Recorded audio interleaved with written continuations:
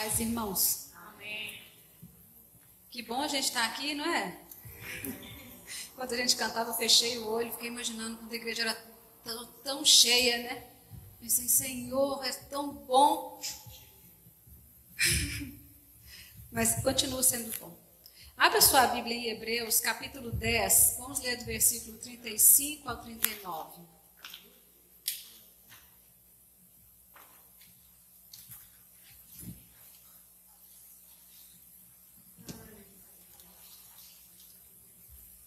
Hebreus 10, de 35 a 39. Diz assim: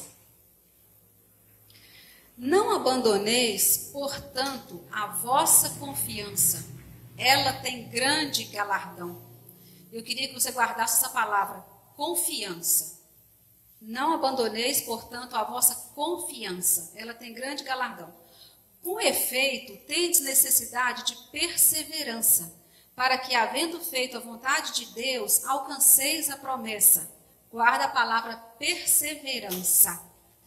Para que, havendo feito a vontade de Deus, alcanceis a promessa. Porque ainda dentro de pouco tempo, aquele que vem virá e não tardará. Guarda essa expressão. Aquele que vem virá e não tardará. Todavia, o meu justo viverá pela fé. E se retroceder, nele não se compraz a minha alma.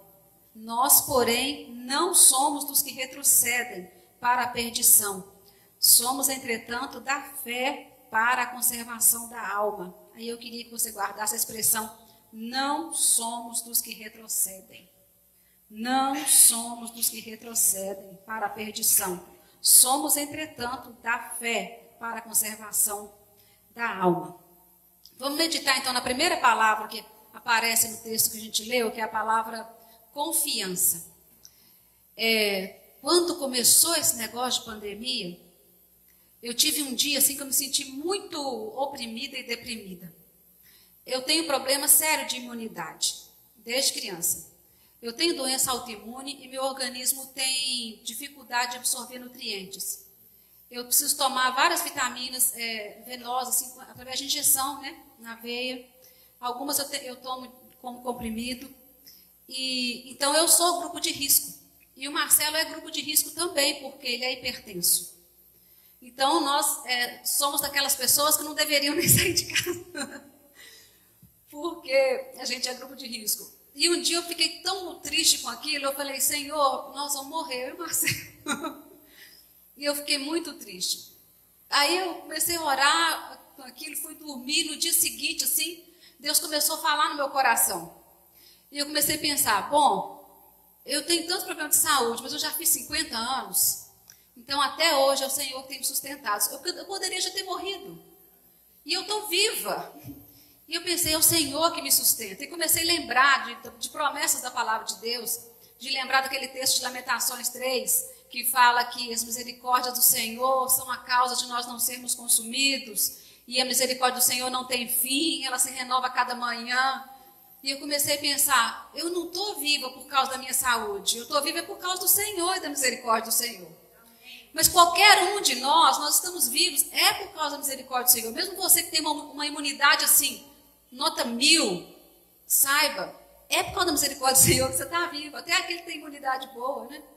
Então eu comecei a me apegar a essas palavras e meu ânimo foi mudando, parei de ficar vendo aquelas estatísticas, aquelas coisas, e depositei minha confiança no Senhor.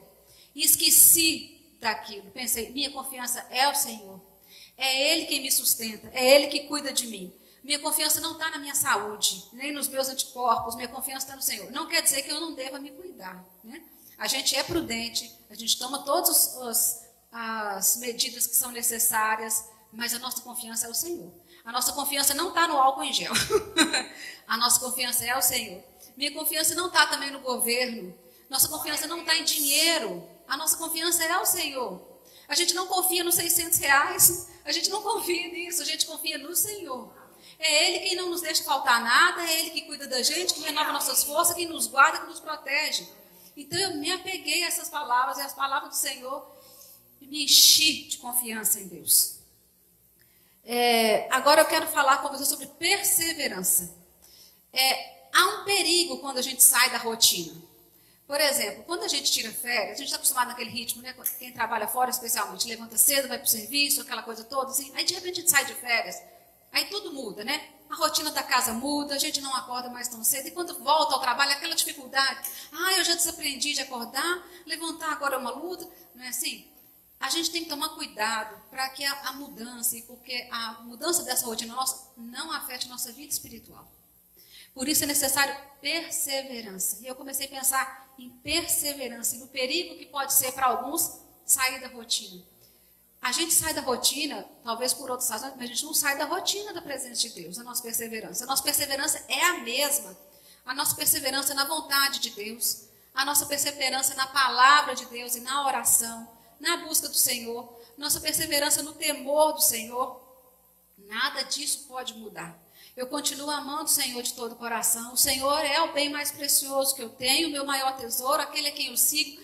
E pode qualquer circunstância à nossa volta mudar. Nós perseveramos no Senhor. Lucas 21:19 diz assim: é na vossa perseverança que ganhareis as vossas almas. É na nossa perseverança. E o versículo que a gente leu no texto de Hebreus diz que na perseverança, nós havendo de feito a vontade de Deus, alcançaremos a promessa. Então nós perseveramos. A outra expressão que a gente guardou aí é aquele que vem virá. Gente, que texto, parece que foi hoje, né, que isso aqui foi escrito para nós. Como é atual esse texto? Aquele que vem virá. Ele virá, irmãos, e não vai demorar. Breve ele virá. As profecias estão se cumprindo. Nós temos visto tantos sinais. Aquele texto de 1 Tessalonicenses, capítulo 5, versículo 3, que diz: quando andarem dizendo paz e segurança, eis que sobrevirá repentina destruição, como vêm as dores de parto. Não é assim? Então a Bíblia fala que vão ser contrações. E essas contrações vêm acontecendo há muitos anos. Quanto tempo que existe guerra e rumor de guerra? Quando foi a primeira guerra, e antes dela já tinha havido tanta guerra, depois teve a segunda guerra, e tiveram depois outras guerras. Desde que o mundo é mundo, há guerra. E a palavra de Deus diz que como vem como contração, quer dizer que vai diminuindo o tempo entre uma e outra e vai aumentando a intensidade. E nós temos visto isso. A pandemia constitui-se um sinal para nós, irmãos. Todas as tragédias que o mundo viveu até hoje foram localizadas. Tsunamis, praga, terremoto, tudo aconteceu numa região do mundo. Mas essa é a primeira que é global. Isso é um sinal para nós. Não é? É um sinal para nós.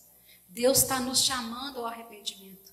Deus está chamando a igreja assim: ei, você está atento? Você está ligado? Há um chamado ao arrependimento. Para aquele que conhece ao Senhor e para aquele também que não conhece ao Senhor. Há um chamado para a gente se voltar para o Senhor, porque o tempo está próximo. Então nós temos que ficar atentos, porque aquele que vem, virá. E a última expressão que a gente guardou, que está no versículo 39, não somos dos que retrocedem. Quando eu comecei a pensar nessa ideia de retroceder, eu me lembrei da igreja primitiva. Vocês sabem que depois que Jesus morreu, eles começaram a perseguir os discípulos de Jesus. Todos morreram. A perseguição era muito severa. E eu me lembrei da atitude deles. Eu queria que você abrisse sua Bíblia lá no livro de Atos, no capítulo 4, para a gente ler, do versículo 23 em diante.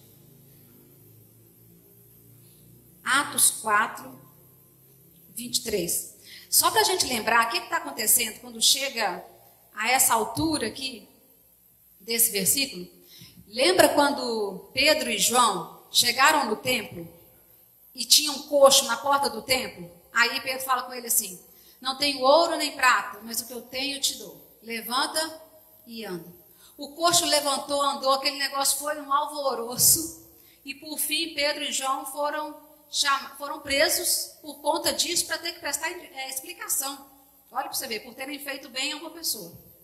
Vocês verem o tamanho da perseguição. Foram presos, no dia seguinte advertiram eles que parassem de falar daquele Jesus. Aí então eles se encontram com os irmãos. É aí que chegamos no versículo 23. Uma vez soltos, procuraram os irmãos e lhes contaram quantas coisas lhe haviam dito os principais sacerdotes e os anciãos. Então eles foram falar, e eles foram orar. Versículo 24. Ouvindo isso, unânimes, levantaram a voz a Deus e disseram: Tu, soberano Senhor, que fizeste o céu e a terra, o mar e que tudo que neles há, que disseste por intermédio do Espírito Santo, por boca de Davi, vosso pai, teu servo. Agora, olha aqui para mim. Pensa, eles estavam sob severa perseguição, severa mesmo, irmãos. Eles eram mortos, decapitados, incendiados, era assim.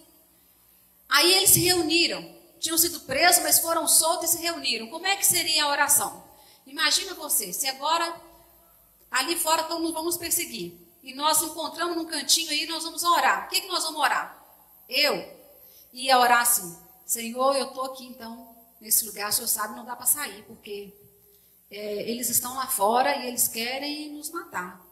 Então a gente pede ao Senhor agora que o Senhor mande o teu anjo, cerque isso aqui com o seu anjo de fogo, para poder ninguém nos encontrar aqui onde a gente está, e tem misericórdia de nós e nos protege, guarda a nossa vida, porque nós temos que ficar aqui porque quer nos matar. Era assim que eu ia orar, irmãos.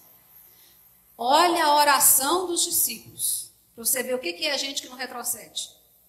Vai lá no versículo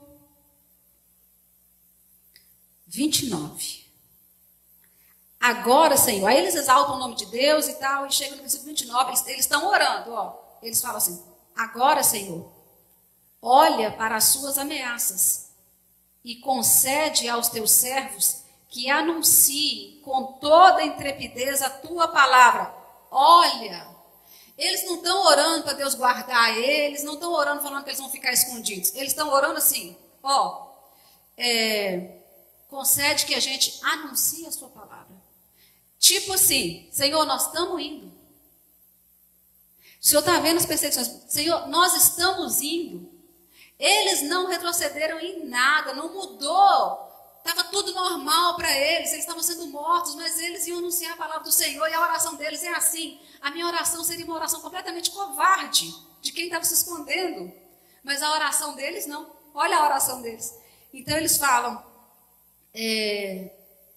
concede aos teus servos que anunciem com toda intrepidez a tua palavra, enquanto estendes a sua mão para fazer curas, sinais, prodígios por intermédio do nome do teu santo servo Jesus. E tendo eles orado, tremeu o lugar onde eles estavam reunidos. Todos ficaram cheios do Espírito Santo e com intrepidez anunciavam a palavra de Deus. Isso é gente que não retrocede.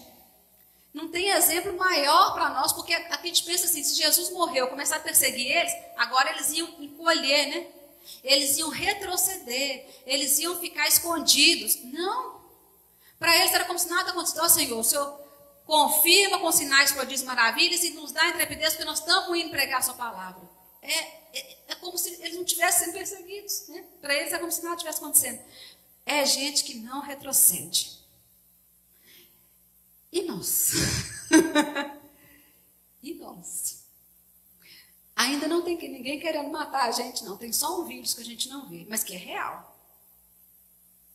E aí a gente ficou um tempo dentro da nossa casa, e agora a gente está vendo como vai voltar. E lá em casa a gente às vezes conversa assim: será que se marcar culto vai vir todo mundo? E a igreja vai encher demais, porque está todo mundo querendo vir? Ou será que viremos nós aqui que estamos aqui? E viram poucas pessoas. Como que será que as pessoas vão reagir, não é? Vocês já pensaram nisso? Como que vai ser? Vai vir todo mundo cheio de sede, de vontade de estar junto, então a gente vai ter que dividir? Ou será que não vai vir quase ninguém? Nós vamos retroceder? Vamos, irmãos? Nós não podemos retroceder.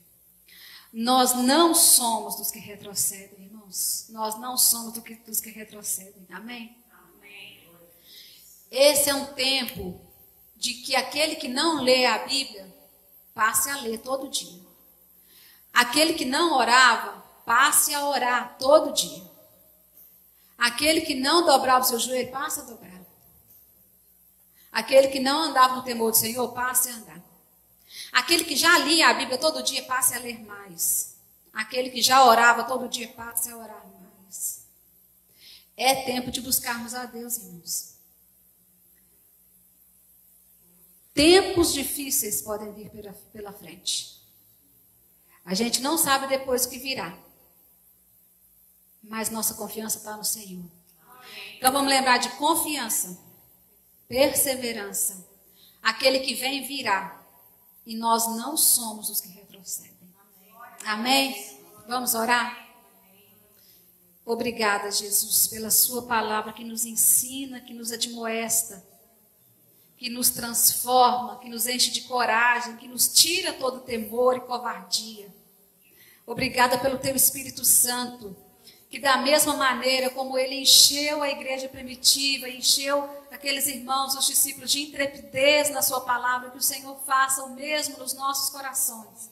Faz isso em nossos dias, Senhor, aviva-nos, aviva a tua igreja, em nome de Jesus. Essa é a nossa oração, esse é o nosso clamor. A todos aqueles que estão em casa, que sejam fortalecidos na força do Senhor nessa noite, que sejam revigorados, que tenham sede da sua palavra, sede do Senhor, sede de buscar o teu nome, que andem no temor do Senhor, que não retrocedam, pelo contrário, que avancem na fé para a vida eterna, em nome de Jesus. Levanta, Senhor, uma igreja intrépida, cheia de poder de Deus, para anunciar o nome do Senhor nesses tempos difíceis.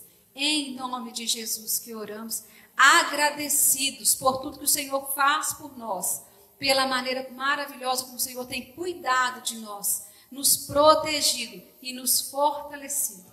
Amém. Amém. Obrigada, Deus.